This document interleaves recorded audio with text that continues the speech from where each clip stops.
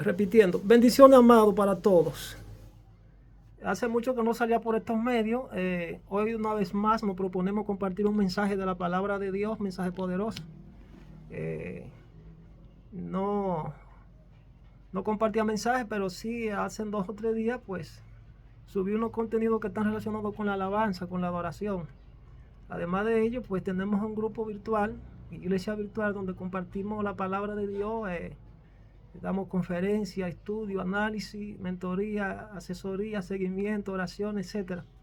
Y muchas veces les invito a ustedes también para los que quieran agregar, si ustedes tienen un llamado para estos fines, pues se unan si así Dios se lo permite. Oramos, cada uno que nos llaman a veces de vez en cuando.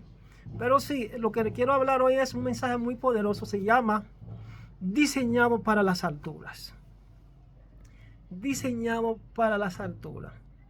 Y para nosotros entender la profundidad de este tema, pues debemos entender cuál es nuestro diseño, lo primero.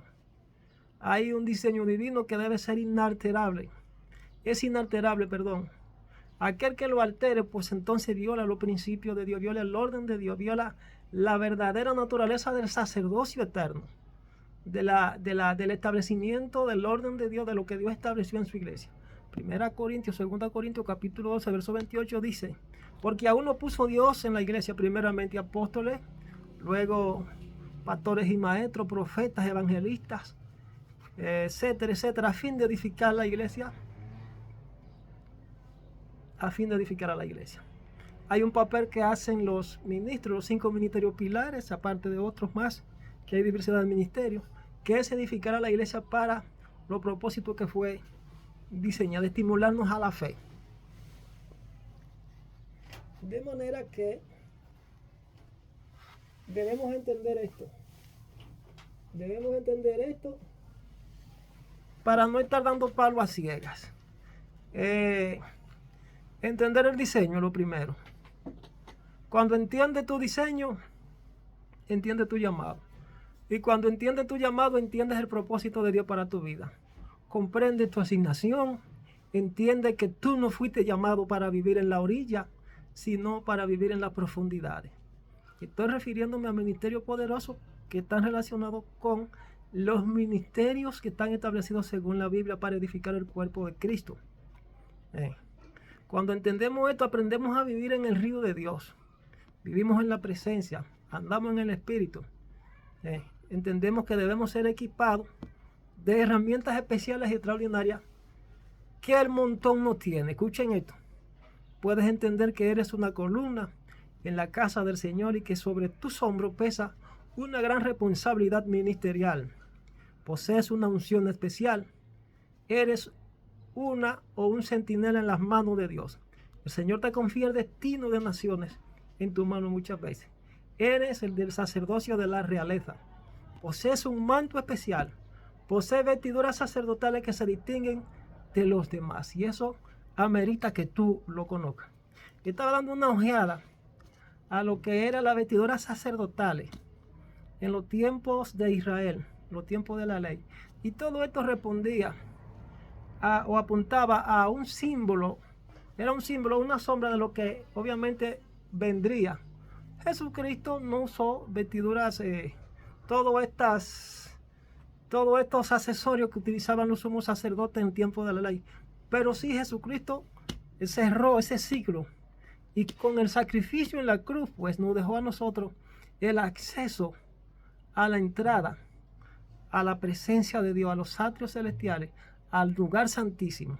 Por medio de su sacrificio, nosotros hoy podemos tener acceso a el trono de Dios, valga la redundancia. De manera que, para corroborar lo que es este llamado, este tema del diseño diseñado para las profundidades, debemos entonces tomar como ejemplo unos que otros textos bíblicos que están en la Biblia y así hacer una comparación. Se establecen paralelismos, hay simbología, hay símil, hay lenguajes, hay símbolos del lenguaje que podemos establecer muy extraordinariamente y entender cuál es la voluntad de Dios, cómo nosotros podemos entrar o darnos cuenta que fuimos diseñados para las profundidades. para las alturas, mejor dicho. Un día yo estaba un tanto descuidado de la presencia de Dios. Y yo, pues, de repente miro para la pared. Había un texto de las Sagradas Escrituras que acostumbro a veces a poner en la pared para meditar siempre. Y el Espíritu Santo me ministra y me dice, es que tú no fuiste diseñado para vivir en la orilla.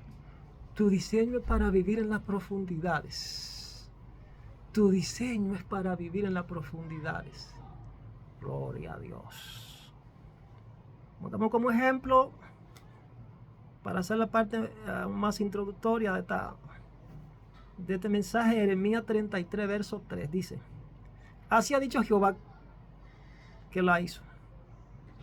Jehová que la formó para firmarla. Está hablando a Jeremías. Jehová es un nombre, clama a mí y yo te responderé. Y te enseñaré cosas grandes y ocultas. Aquí dice, y dificultosas que tú no conoces. ¿Por qué Dios está haciendo énfasis en esta instrucción al profeta Jeremías? Jeremías estaba en algún momento pues distraído. Jeremías estaba desenfocado, preocupado, afanado. Estaba asustado. Pasó muchas pruebas difíciles. Y Dios tuvo que alertarle, decía, mira, no dejes de clamar a mí. Yo siempre tengo una respuesta, estoy parafraseando, yo siempre tengo una respuesta a los problemas que ustedes entienden que son los más sombríos, los más difíciles de ustedes resolverlo. Y en otro verso del libro de los Evangelios dice, porque nada es imposible para Dios. A veces cuando nosotros, como dice la canción, tenemos la parte A del problema. Entonces, cuando no podemos resolver nuestro problema con nuestras propias, diríamos, con nuestro propio razonamiento, o tratamos de abrir puertas con nuestras propias manos para así buscar solución a los problemas, entonces Jehová permite que esa puerta se cierre y entonces te dice, aguántate, yo tengo la parte B, yo tengo la parte 2. Porque todo lo que le ocurre a un siervo de Dios que anda en integridad, todo tiene un propósito. Y es para que la gloria de Dios se manifieste. Aquí Dios tuvo que decirle a Jeremías, parece que dejó de clamar. Jeremías dejó de mirar arriba. Y Dios tuvo que decirle, pero ¿por qué te paras de clamar? Mírame a mí, clama a mí. Y yo te daré respuestas. Yo te responderé. Y yo siempre te enseñaré. Tú no sabes, pero yo te voy a enseñar. Te enseñaré cosas grandes, ocultas, cosas profundas que tú no conoces. Y estamos abiertos a esa posibilidad de cuando nosotros atravesamos problemas difíciles en nuestra vida por causa del reino de Dios. Pues Dios está ahí, no siempre nos va a dar esta palabra de aliento. Como se le dio a Josué, dijo, mira que te mando, que te esfuerces, que no temas y sea valiente, muy valiente, que no temas ni desmayes, porque yo Jehová estaré contigo donde quiera que tú vayas. Son las palabras. Otra vez nos dicen, no temas. ¿Entiendes? A Jeremías le dijo, clama a mí. Parece que Jeremías entendía que ya los cielos se habían cerrado, que las oraciones no estaban teniendo ningún efecto porque no estaba viendo la respuesta según la parte humana, es lo que yo planteo. Pero Dios le dijo, no dejes de clamar. Yo te voy a responder. Como quien dice, yo te estoy probando, pero yo estoy ahí contigo. Aunque no me vea obrando, yo estoy ahí. Yo estoy trabajando a tu favor y te estoy cuidando. Te estoy protegiendo.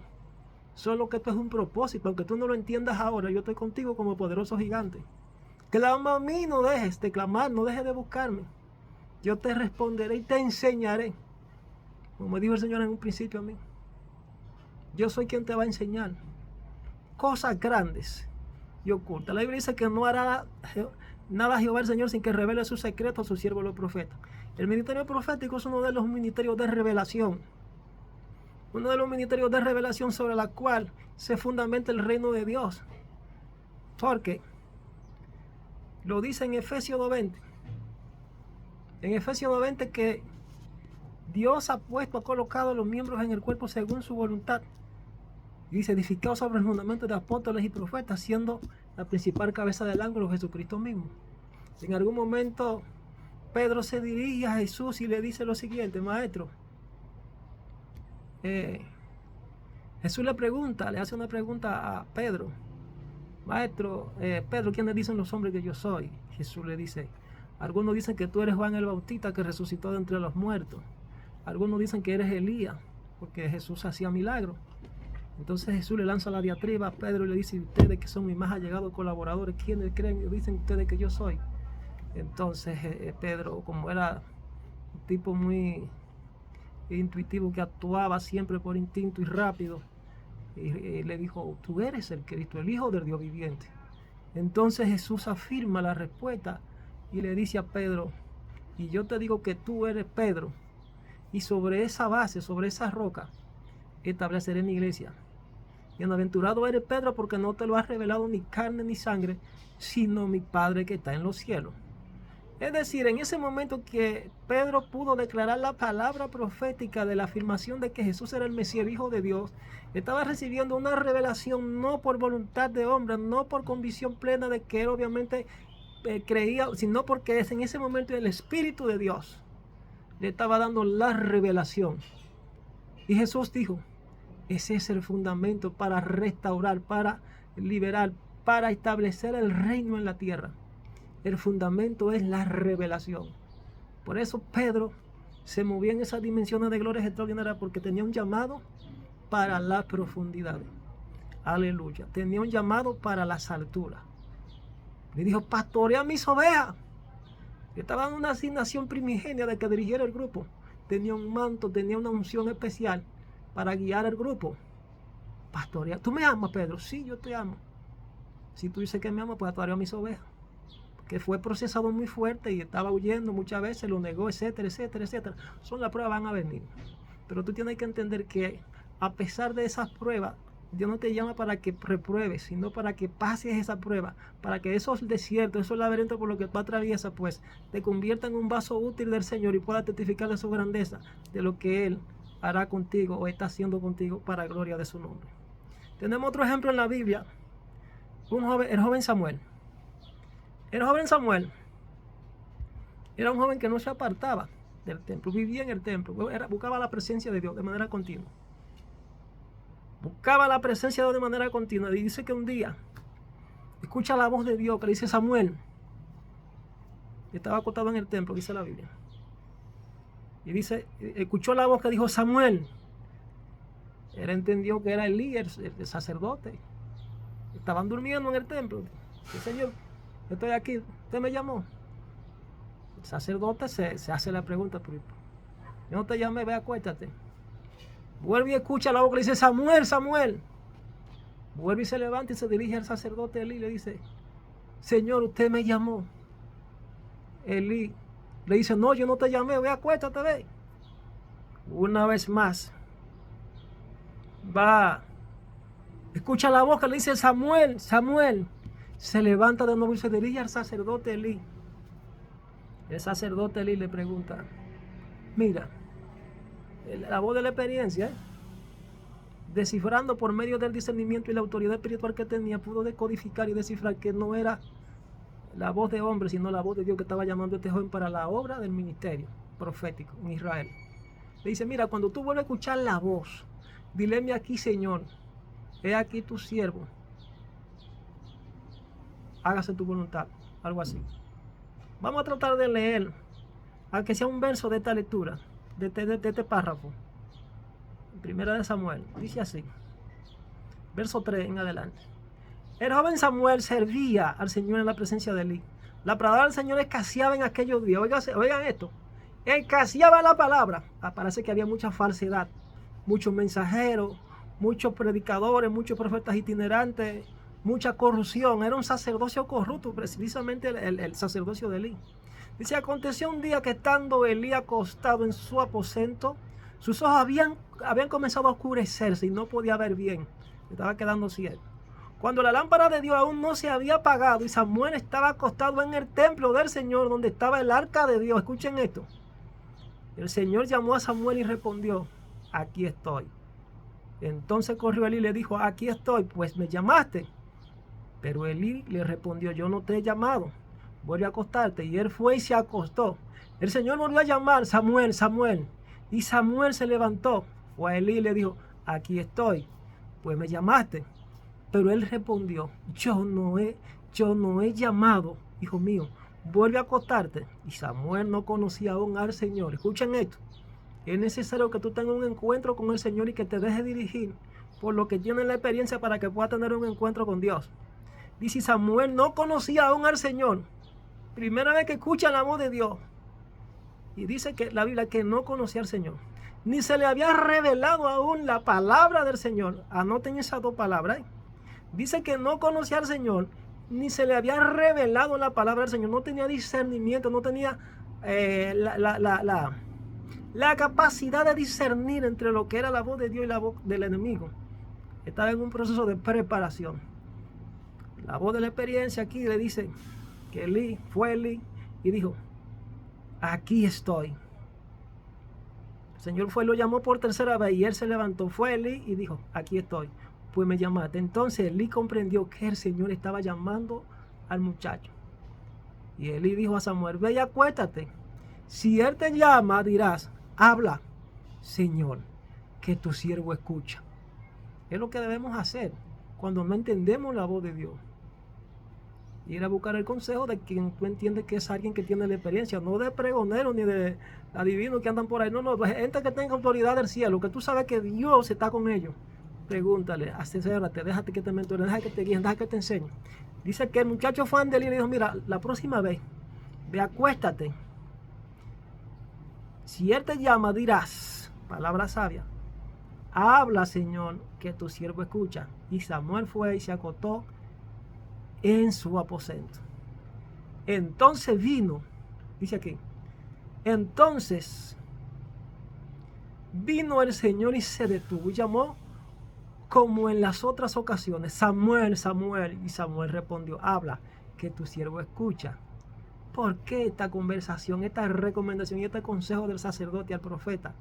Al pichón del profeta, diríamos así, que todavía no estaba preparado.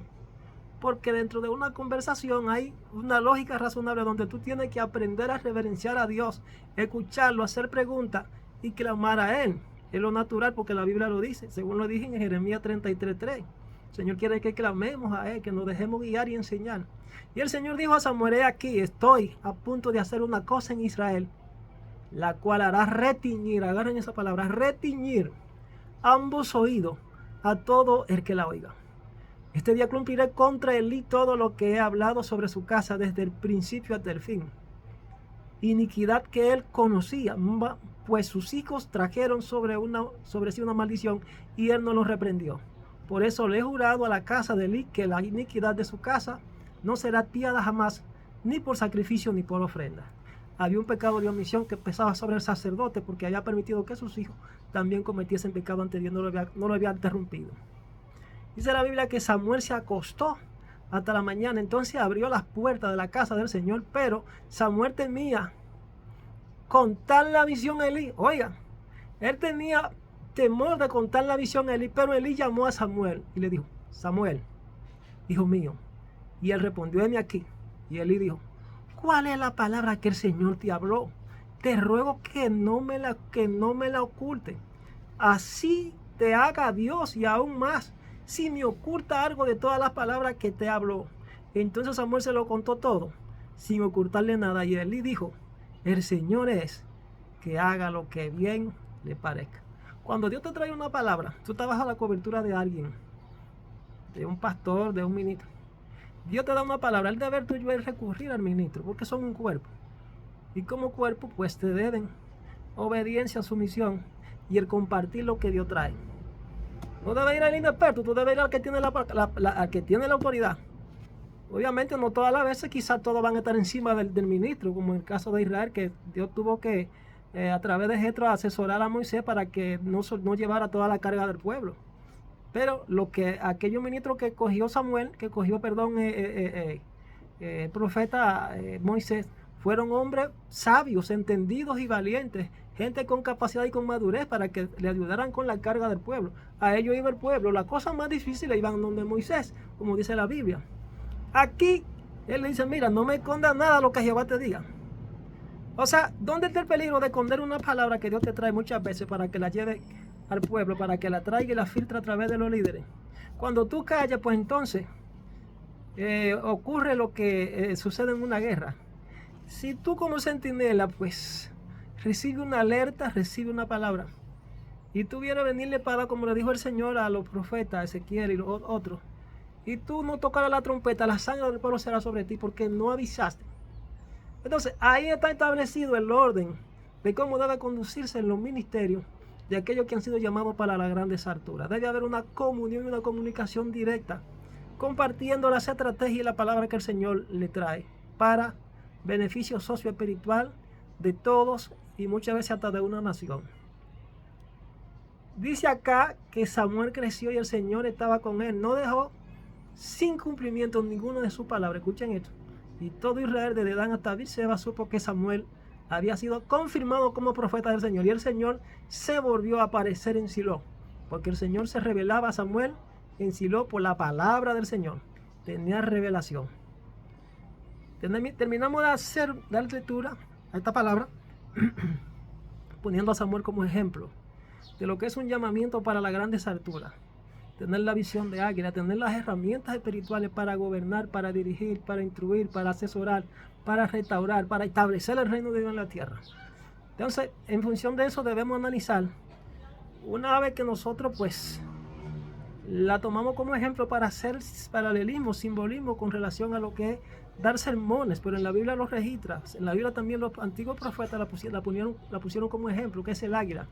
Vamos a ver la característica del águila. Gloria a Dios. ¿Qué se puede entender cuando nosotros comparamos o cuando buscamos la característica del águila con la vida de nosotros como creyentes, como cristianos? Primero, vemos varias cosas. Debemos entender que vosotros debemos renovarnos de tiempo en tiempo. Debemos renovarnos de tiempo en tiempo. Gloria a Dios. Renovarnos de tiempo en tiempo. Antes de entrar en la característica del águila, se me queda algo que no debo dejar de pasar por alto. La palabra que yo le dije que anotaran, sobre la palabra que Dios le dijo a Samuel, sobre que aquellos que escucharan la palabra en aquellos días, sobre lo que Dios iba a hacer con el profeta Samuel, le iban a retiñir ambos oídos. Vamos a analizar esa palabra que dice retiñirán los oídos. ¿Qué significa eso? La palabra retiñirán ambos oídos. El significado retiñirán ambos oídos en la Biblia nos recuerda la importancia de estar atento a la palabra de Dios, prestando atención y siendo receptivo a su mensaje. Nos desafía a no cerrar nuestros oídos a la verdad y a no resistirnos a la corrección divina. En nuestra vida cotidiana como creyente, este llamado a retiñir ambos oídos nos anima a buscar una relación más profunda con Dios y a vivir de acuerdo con los principios bíblicos en todas las áreas de nuestra vida. Nos enseña que debemos prestar atención al Señor, pero aún más, la palabra retiñir, escuchen esto, retiñir, Dios lo que le está diciendo al profeta en prima fase con relación a esta advertencia, dice: Jehová dijo a Samuel: he aquí haré yo una cosa en Israel, que a quien la oyere le retiñirán ambos oídos. Aquel día yo cumpliré con él y todas las cosas que he dicho sobre su casa desde el principio hasta el fin. Era un juicio que le correspondía a Elí por no haber prestado atención a la palabra de Dios. Dice: retiñir ambos oídos en las Sagradas Escrituras. ¿Qué quiere decir? Cuando leemos la Biblia, a menudo encontramos expresiones y frases que nos resultan enigmáticas o difíciles de comprender. Una de estas expresiones es retiñirán ambos oídos, que aparece en diferentes pasajes bíblicos. Para poder entender el significado y la relevancia de esta expresión, es necesario adentrarse en el simbolismo, en el contexto cultural y las referencias bíblicas asociadas. El simbolismo de retiñirán ambos oídos. En primer lugar, debemos entender el significado literal de la expresión retiñirán ambos oídos. Esta frase se utiliza para describir una reacción fuerte y llamativa. Por eso es que cuando Dios habla, la persona cae postrada, porque nadie que el Padre le hable queda de pie. Busca ese significado en la Biblia. Cuando el Padre habla, óyeme, la tierra tiembla. La tierra tiembla. Aquí hay una introducción a un nivel de gloria y un nivel de manifestación que solamente pueden experimentarlo los que están en profundidades. Pero cuando los que no están en profundidades reciben esto, se asustan. Como el pueblo de Israel, que tuvo miedo cuando desafió a Moisés de que ellos querían hablar directamente con Dios, descalificando el sacerdocio o el ministerio de mediador o de intercesor ante Dios, y lo descalificaron y lo deshonraron. Entonces Dios los reprendió yo duramente. Entonces, retiñir tiene que ver con eso. Esa reacción fuerte y llamativa ante algo que se oye o se escucha. Esta expresión se utiliza en diferentes contextos para denotar una llamada de atención o un mensaje importante que debe ser tomado en serio. Por eso Dios de manera constante repite los mensajes. Dios utiliza a un profeta de la República Dominicana para dar un mensaje. Con el mismo mensaje levanta a otro de Reino Unido, levanta a otro de Estados Unidos, levanta a otro en diferentes lugares el mismo mensaje. Porque la palabra es de Él. Él usa a quien Él quiera, cuando Él quiera y como Él quiera. Culturalmente, el acto de retiñir ambos oídos era un gesto que se hacía para mostrar una actitud de atención y respeto. En los tiempos bíblicos, cuando alguien quería enfatizar la importancia de lo que estaba diciendo, podía hacer este gesto para asegurarse de que su mensaje fuera escuchado de manera efectiva. Es como cuando tú estás parado en el podio, que tú haces los ademanes y haces señas, haces gesticulaciones, señala, hace cierto movimiento para llamar la atención. Dios hace esto para llamar la atención al pueblo cuando este no quiere oír. Entonces, referencias bíblicas que se utilizan en la expresión: el libro de los Hechos, capítulo 7, verso 57. Este pasaje relata la lapidación de Esteban, el primer mártir cristiano. Cuando Esteban estaba siendo apedreado hasta la muerte, la Biblia dice que sus perseguidores retiñeron sus oídos y como un acuerdo se lanzaron contra él. Hechos 7:57. Están viendo que este término está asociado con una resistencia del creyente al Espíritu Santo. Y quien resiste al Espíritu Santo no queda sin castigo. En el contexto de este pasaje nos muestra también que los perseguidores no solo estaban enfadados con las palabras de Esteban, sino que también estaban decididos a silenciar su mensaje y a eliminarlo físicamente. Están viendo cuál es el resultado de muchos que están en la misma condición de que esos perseguidores en los tiempos de la iglesia en Antioquía, que te denigran, que te acusan, que te blasfeman, que hablan en contra de misterios que ellos ni siquiera conocen. Eso es peligroso, resistiendo al Espíritu Santo. Entonces, su reacción violenta demostraba su resistencia a aceptar la verdad y su negativa a escuchar el mensaje de Esteban. Entonces, ¿qué significa? Una otra referencia bíblica que tenemos: Jeremías capítulo 5, verso 21. En este pasaje el profeta Jeremías habla de la rebeldía del pueblo de Israel y cómo han rechazado las advertencias. Como siempre yo digo, advertencia para tal ministro, advertencia y amonestación. Muchos me estaban juzgando por esos términos que yo estaba poniendo como advertencia y amonestación. Son niveles. Entonces la gente que no entiende de profecía siempre vive censurando y criticando. Amonestación, advertencia, consejo, disciplina, son niveles. Entonces, advertencia con relación a los mensajes. Dios dice: oíd ahora esto, pueblo mío y sin corazón, que tiene ojo y no ve. Jeremías capítulo 5, verso 21. Oíd ahora esto, pueblo mío y sin corazón, que tiene ojo y no ve, que tiene oído y no oye. He aquí esta expresión: tener oído y no oír indica la falta de atención y la incapacidad de percibir y comprender la verdad divina. Gloria a Dios. Entonces debemos entender el significado espiritual y la relación con principios bíblicos que debemos ponerlo en práctica para nosotros entrar en ese nivel de obediencia, cuando obviamente estamos llamados a la profundidad, cuando tenemos un llamado a las alturas. Atención a la palabra de Dios. Retiñir ambos oídos en un contexto espiritual nos recuerda la importancia de prestar atención, como le dije. Prestar atención. Y estar dispuesto a escuchar y obedecer sus mandamientos. En muchas ocasiones podemos estar tan distraídos por las preocupaciones de la vida, por nuestras propias opiniones y creencias, que cerramos nuestros oídos a la verdad revelada en la Biblia. Jesús mismo utilizó la expresión: al que tiene oído para oír, oiga. reiterando la necesidad de estar dispuesto a escuchar y entender su mensaje, según Marcos 4:9. Además, en el libro de Apocalipsis, las cartas a las 7 iglesias también comienzan con esta exhortación: el que tiene oído, oiga lo que el Espíritu dice a las iglesias.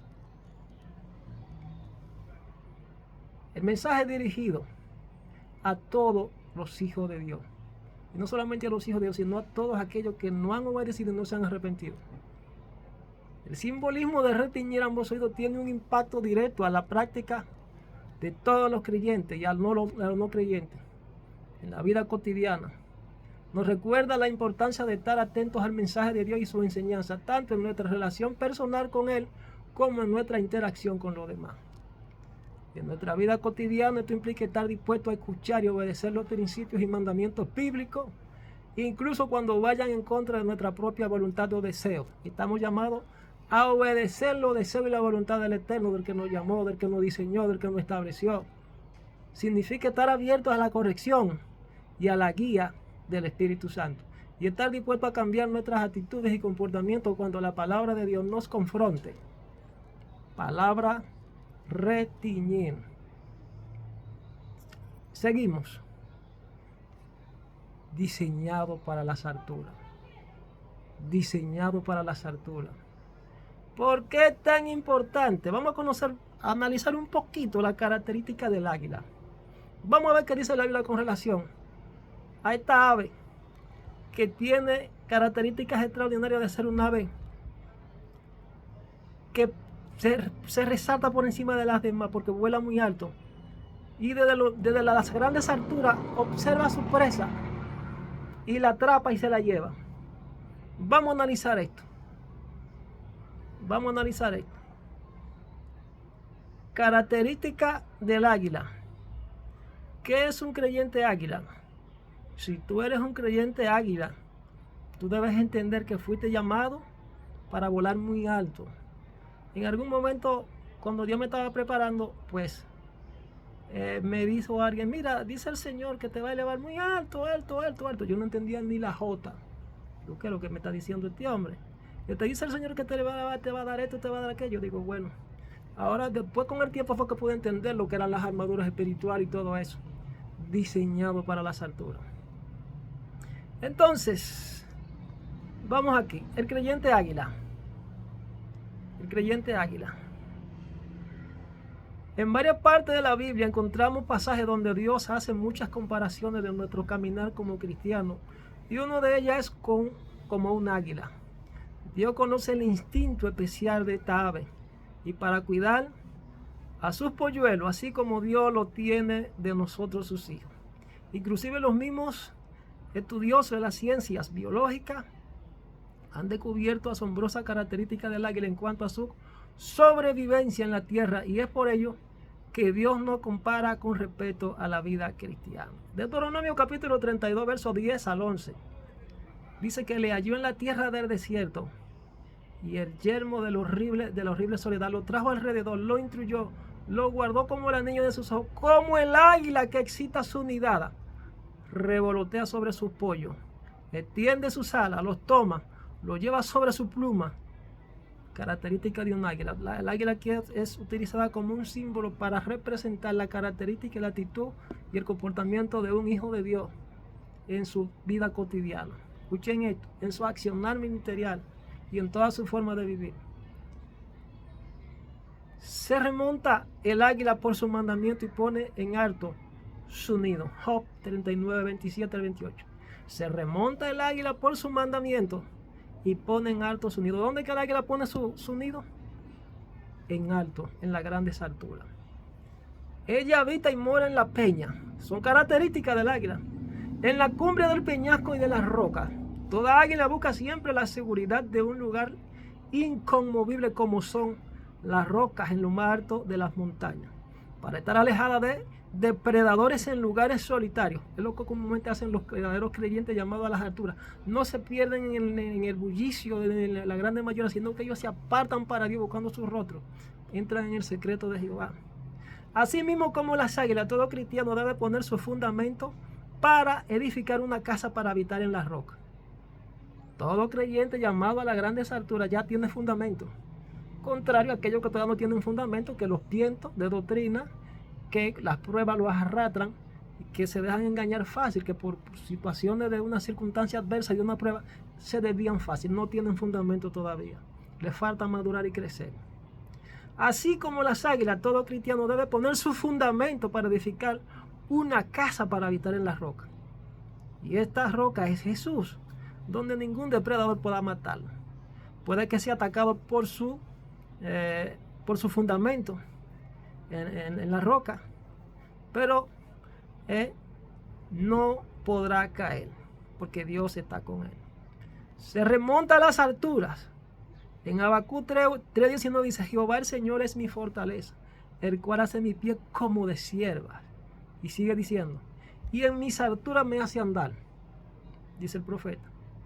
Estas aves por sí solas se remontan hasta las alturas para lograr su verdadera libertad. De esta forma logran liberarse exitosamente de todo lo que le persiguen. Escuchen esto. Se cumple el Salmo 91, Salmo 23. Jehová es mi pastor. Dios desea que podamos vivir en esas alturas en todas las áreas de nuestra vida. Que seamos libres de las cadenas. Que seamos exitosos y no nos dejemos arrebatar lo que Dios nos entregó, lo que nos pertenece por fe. En las alturas encontremos la comunión con Él. Esa que quiere tener siempre con nosotros. Puede volar en dirección al sol sin ningún problema. Eso es el águila. Las águilas sin sufrir dolor alguno pueden volar en dirección al sol. Esto hace que las aves que la quieran atacar desistan y se alejen, porque estas no soportan la luminosidad del sol. Más sin embargo, el águila sí puede soportar la luminosidad o el candente sol. Están viendo el propósito de la prueba. Están viendo el propósito de la prueba, que cada quien Dios le da una prueba diferente. Y conjuntamente con la carga Dios le da la salida. Cuando el halcón pelea, el águila no pelea porque ella es sabia. Sabe que él es mucho más fuerte, sabe con qué y con quiénes tiene que pelear. Por eso vuela hacia el sol, porque sabe que el halcón no soporta su luz. Esto puede ocurrir de igual manera con un cristiano. Es el único que en los momentos de crisis, en momentos de desesperación, de acechanza, de dolor o angustia, corren hacia el sol, que es nuestra justicia. Este es Cristo Jesús. Malaquías 4:2. Más a vosotros los que teméis mi nombre, nacerá el sol de justicia. Y en su sala traerá salvación, y saldréis y saltaréis como becerro de la manada. El animal más fuerte sobre la tierra, el águila, el ave más fuerte, el águila soporta 70 veces su propio peso. Dios conoce la capacidad de carga que soporta el hombre. Por eso siempre nos dice en su palabra que no nos da más de lo que podemos soportar. Aún así, con Cristo podemos siempre soportar cargas muy pesadas. El Señor siempre nos da vigor para tener nuevas fuerzas y nos alienta para poder soportar todas las pruebas. 3 dimensiones de la fe podemos ver en Isaías 40, verso 31. Habla de correr, caminar y volar. Correr, caminar y volar. Hay creyentes que están llamados para caminar. Hay creyentes que están llamados a elevar su nivel de fe, a elevar su nivel de comprensión, de revelación, de conocimiento por la palabra. Y están llamados a caminar. Están llamados a caminar. Pero hay otros que están llamados a volar bien alto. Diseñados para las alturas. Si tú eres uno de los que está sido diseñado para volar alto, debes de codearte con águilas. Aleluya. Aleluya. Si eres de los que tienes un diseño para volar alto, si eres un intercesor, si tienes un llamado profético, si tienes un llamado pastoral, un llamado, tienes que codearte con personas que tengan ese mismo llamado para que tú puedas absorber a través de ellos lo que Dios quiere entregarte. No desperdiciando el tiempo, prestando atención, siendo obediente, humilde, sumiso. Creyentes llamados a correr, otros a caminar, otros a volar. Isaías 40:31 dice: los que esperan, lo primero es que tienen carácter. Ellos esperan en Jehová. Y el que espera en Jehová hay un resultado y una promesa. Dice que tendrá nuevas fuerzas, porque tú no desmayaste. Y cuando tú esperas ahí con paciencia, aunque te estés muriendo, el Señor te va a dar la mano y te va a renovar y te entregará nuevas fuerzas. Pero dice además que levantará alas como las águilas. Eso es extraordinario, que de tiempo en tiempo tú seas renovado. Y que cuando tú crees que la visión se va muriendo, que la luz se va apagando, es cuando aún más recibes fortaleza y visiones nuevas, nuevas revelaciones, nuevo poder, nueva autoridad. Aleluya, yo siento la presencia, gloria a Dios. Levantarán alas como las águilas, dice aquí. Dice, correrán, oye, correrán, es una promesa, y no se cansarán. Ahora, no nos cansamos nosotros como hijos de Dios, como creyentes, como cristianos. Sí, nos cansamos. Pero la Biblia dice que si nosotros perseveramos, correremos y no nos cansaremos. Caminaremos y no nos fatigaremos, porque el Señor estará ahí, nos dará la victoria siempre. Dice que Jehová dijo a Samuel, todas estas promesas, pero era un hombre persistente, llamado para las alturas. Era un hombre con autoridad y poder y revelación del reino de Dios. Era un hombre íntegro. Bendito sea Dios. Así que esto es lo que el Señor quiere que nosotros prestemos atención. Esto es lo que el Señor quiere que nosotros sepamos. Que aprendamos a identificar el llamado que ha puesto en nuestra mano. El nivel de la responsabilidad espiritual. Que no nos descuidemos. Que obedezcamos. Bendito sea el Señor. Otra parte importante, el águila es cazadora. Estas aves siempre buscan cazar su propio alimento. Por ello, es que su comida, gloria a Dios, su comida no es cualquier comida. Gloria a Dios, siempre está fresca y ella se mantiene siempre alerta desde las alturas para cazar su presa.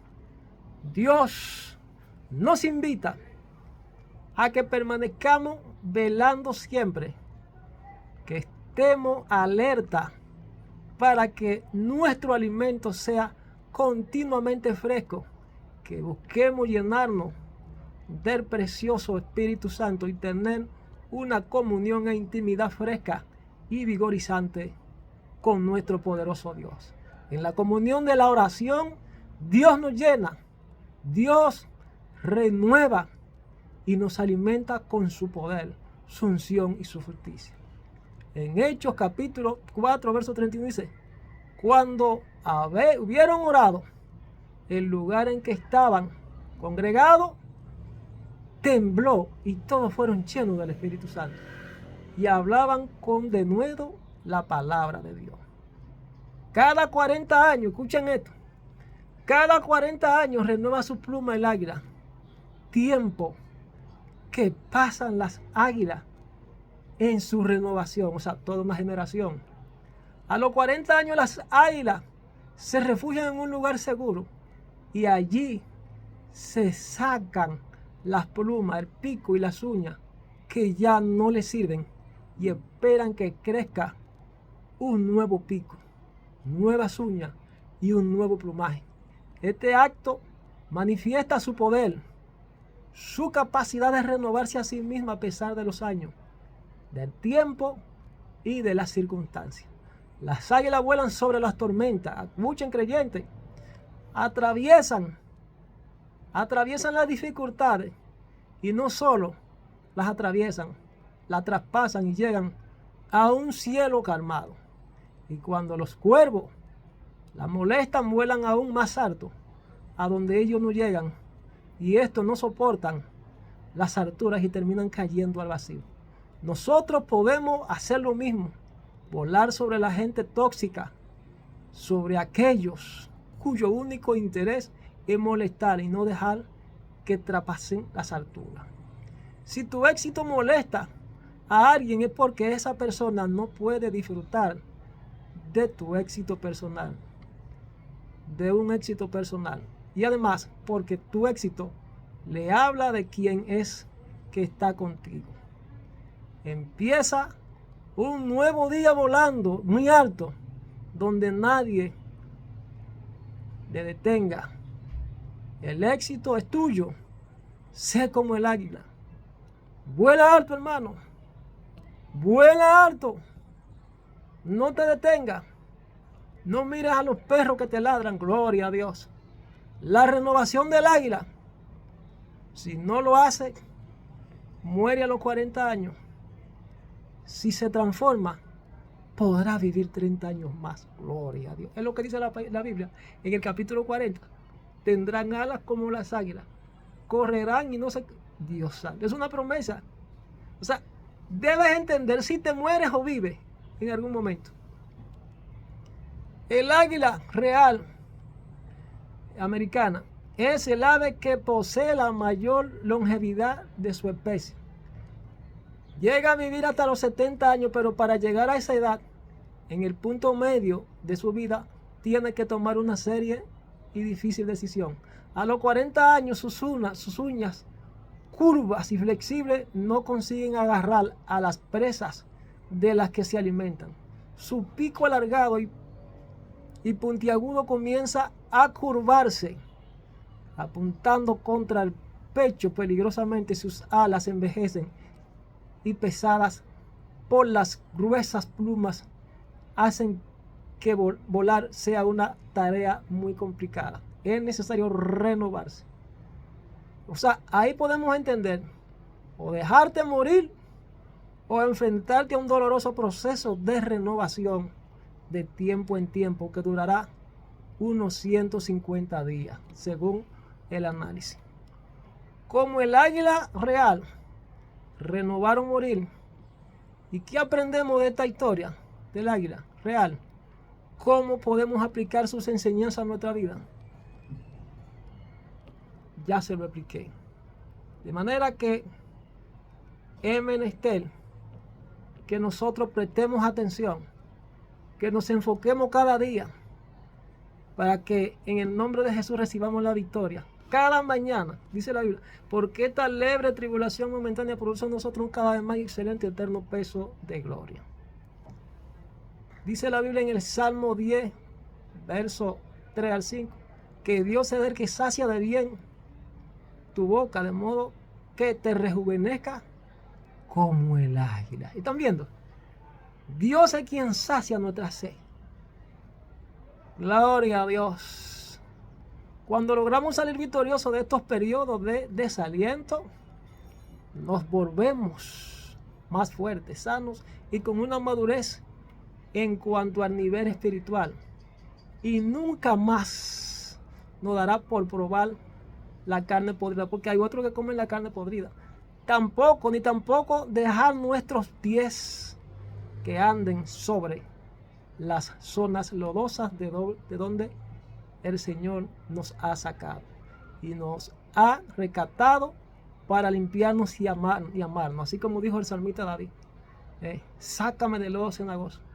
Es necesario que nosotros prestemos atención a esta gran enseñanza, a esta gran reflexión, y que nos renovemos de tiempo en tiempo, que sepamos distinguir entre la voz de Dios y la voz del enemigo, que sepamos utilizar las armaduras que Dios ha puesto en nuestra mano. Y soy de lo que digo, si el enemigo está cerca, repréndelo. Si está lejos, resístelo. Santiago 4:7 dice, someteos pues a Dios, resistid al diablo y de vosotros huirá. Hasta aquí este mensaje, esperando que esta palabra sea de estímulo a la fe de muchos y miles de hermanos en las redes sociales, así como los hermanos de la Iglesia Justicia Celestial, la cual estamos asesorando y dirigiendo.